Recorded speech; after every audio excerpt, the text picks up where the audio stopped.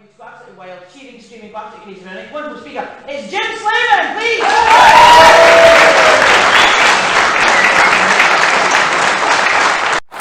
Balance. Thanks very much, and now for something completely different. I'd like to thank the organisers for inviting me here, first of all. The James Connolly Society and myself have been coming to these events for decades, and so it's nice to be invited to address you all. James Connolly himself, there's a wonderful photo, if people have seen it, there's a wonderful photo of James Connolly speaking in 1908 at the May Day rally in New York, which is fantastic. So there's a direct connection in these events between ourselves and our working class history, which is very, very important. I've been asked to speak about the legacy of James Connolly, and I've been asked to do that in 8 minutes, which that'll be an act, won't it? So I thought I'd do it in a slightly different way, which is to look at Connolly and his legacy, or legacies, through the medium poetry. Have a look at a couple of poems which might tell us something about it. Now that might seem strange, but James Connolly of course said that no revolutionary movement would be complete without its poetic expression, and Connolly himself was a poet. He was also a songwriter, but trust me, I'm not going to sing one. I'll leave that to Callum and Penny. But I think it's important that we embrace Connolly in his totality, that we don't focus only on certain parts of his life that are comfortable to us necessarily, and ignore the pieces that are uncomfortable. And I think if people are entering Connolly through his plays, his songs, his poems, that's as good as any. So I'm going to start by reading a bit of a poem which I'm sure you all know. I need to get glasses on here because if I'm looking at that I can't see anybody else. The first bit of poetry is from W.B. Yeats in Easter 1916, and as I say, everybody should know it, and it ends with the following. I write it out in verse, MacDonagh, McBride, and Connolly and Pearce. Now, and in time to be, wherever green is worn, are changed utterly. A terrible beauty is born. And that is a piece of a poem which is one of Yeats's masterpieces. It's a fantastic poem, and I've heard it so many times over the last few months at various 1960 centenary events, and there's always been something niggling about it, because while it's fantastic, there's always been something eating away at me thinking it's fantastic, but, and I shouldn't really think that about W.B. Yeats, should I? But what the issue for me, I think, is there's 2 points that tells us about Connolly and about his legacy from that poem. And the first one is, and Yeats does it on purpose, is that Connolly's name is just there listed with Ireland's patriot dead. And that poem went a long way to cementing Connolly's place in the pantheon of Irish nationalists dead. So he stands right up there beside Patrick Pearce's Zeus in the pantheon of Republican martyrs. And that is of course correct. But it's only one part of Connolly's life. And if we looked at the signatories and the other names mentioned there by Yeats, we could probably agree that the rest of them had one sole purpose or overriding motivation in 1916, and that was for Irish independence. But we can't say that about Connolly, because Connolly was somebody who had a great interest in, as I say, the arts, but he was a socialist, he was a feminist, he was an internationalist. And all of these aspects of his life, it seems to me, are missing in this Yeats poem. They're there, we know they're there, but they're like the darkness in a Eugene O'Neill play, they're just off stage. And what our job is to try and make sure the front and centre of all these different complex, sometimes contradictory aspects of his life and his working class life. And the other interesting thing that the Yeats poem tells us is the revolutionary and transformational nature of Easter Rising as an event. Because Yeats had wrote another poem about Irish nationalism called September 1913. And that backdrop, the political context to that, was the rise in cultural nationalism, certainly, but it was also the defeat of the workers in the 1913 Dublin lockout. And so Connolly is intertwined with Yeats's understanding of the development of the island's political progress and movement towards independence. And of course, in September 1913, Yeats's view of nationalism is very different. He's become somewhat disassociated by it, and he watches the rise of middle-class bourgeois nationalism in Ireland, and he's aghast at it. He watches the defeat of the workers in 1913, and he thinks these people are all being led. They're all suffering, they're dying, and they're being led by people who are not prepared to sacrifice anything. So in that poem, his message, the refrain, it's written like a British romanticist poem, and it's like a critique of Shelley. But what it is the refrain is, romantic Ireland is dead and gone, it's with O'Leary in the bed. And what Yeats is saying there is that O'Leary, John O'Leary, is referring to as a Fenian who'd been sentenced to death, was exiled in France, came back, was a poet, was a huge influence on Yeats. And what he's saying is, these people are dead. They tried the revolutions, they failed. But at least they were prepared to sacrifice, to go and live in exile, to pay the ultimate sacrifice if they had to. They weren't doing it for self-gain or for glory. And Yeats, at that period, that's what he thought of people who were leading Ireland towards independence. But he recognises in the second poem, in 1916, that everything has been changed and changed utterly. And he then says the famous line about it being a terrible beauty, that understanding that independence and the struggle for independence can be a great thing for a nation to improve itself, but it's a painful thing as well. So Yeats's understanding of Irish history, of the possibilities of independence, of struggling against empire, has been totally transformed by 1916. And that is in many ways a lesson, because, of course, if Yeats's idea has been transformed, imagine what it did for the working class. Imagine what it did for socialists, for Republicans, who already were engaged in daily struggles. If somebody like W.B. Yeats had recognised that actually this is possible, change can happen. And of course 1913 is important to us because it's one of the main signposts on the road to Easter Rising for Connolly. As I say, the workers are defeated, the lockout ends in failure, his nemesis, William Martin Murphy, is victorious, and returning workers have to sign a pledge saying they'll not join the Irish Transport and General Workers Union. Connolly is aghast at the failure or the limited nature of solidarity to British trade unions. He's aghast at the violence of the colonial police in Dublin and the violence of strikebreakers. And him and Larkin of the formed Irish Citizens' Army determined that this cannot happen again and that the workers must be organised both in terms of unions but also with a workers' militia, but there must be political change as well.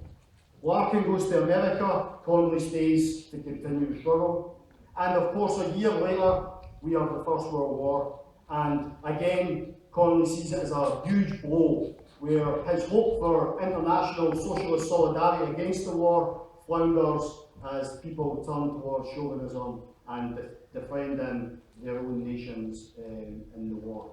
Connolly's left isolated with a very noble band of socialists, including John MacLean here in Scotland, Jack Reed, Eugene Debs in the United States, and Karl Liebknecht, Rosa Luxemburg in Germany, and of course Lenin. But the lesson Connolly took from these defeats in 1913 and 1914 is that what was required was that Irish people strive for freedom. And that what was required of socialists was, as he said many times, was that they become the very best patriots. That to free the working class, they had to, per force, as he said, per force, free their nation. And so we have the Easter Rising and Connolly's execution, which occurred 100 years ago this Thursday. And just while I mention that, this Thursday there will be a vigil at Connolly's birthplace in the county at 7 p.m, followed by 98 songs, James Connolly songs, and everybody is very welcome to join us there. But of course, the legacy that Yeats had established or helped to establish with this place in the Connolly and the Irish nationalist pantheon was very limited, but it is in many ways the dominant narrative.